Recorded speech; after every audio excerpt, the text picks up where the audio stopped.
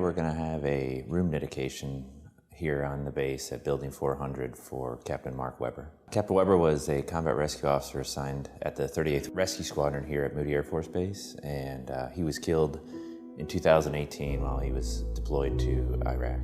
So he was still fairly new to the squadron. He had been in the Air Force for about 8 years at that point, had been an academy grad, so that in itself is a pretty impressive achievement to graduate from the Air Force Academy. He was a contracting officer for several years and then made the decision to cross-train and become a combat rescue officer. He had to go through about 2 years of training to do that, and the training is pretty intense and very challenging for most of the people that attempt it. So it's got around I would say probably an 80% attrition rate. So he's one of the select few that was able to make it through the entire training. I would best describe him as a selfless leader. He was definitely someone who looked out and served those that were under him, and he spent his time trying to take care of them. He was also very dedicated to his faith and to his family.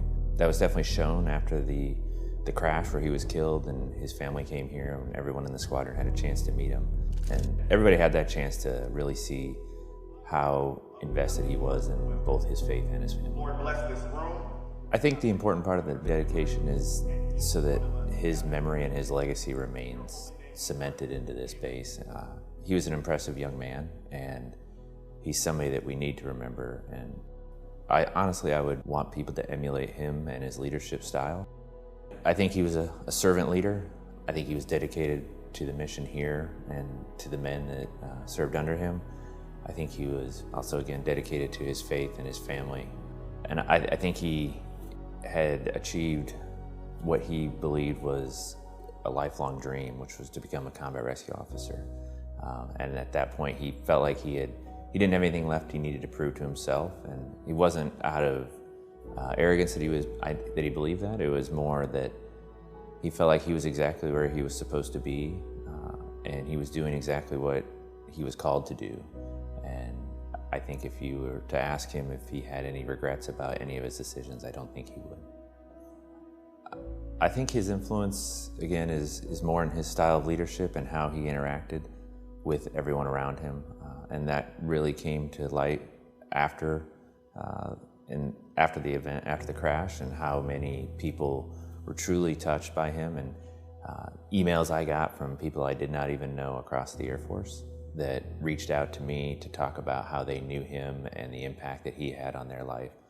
I know and I stayed in touch with his parents, and they've had many of the same experiences. And so I think what I've learned from him is that you don't often know the impacts that you're having as you go through your life and your career. And so how do you continue to be the person you need to be and to live the life you need to live in order to have those positive impacts throughout your career? It was truly an honor to be his commander here at the 38th. It is up to us to continue forward and ensure the memory of Mark remains embedded in the fabric of our lives. Because if it does, it will make us better and will continue to be a source of encouragement and inspiration for those that come after us.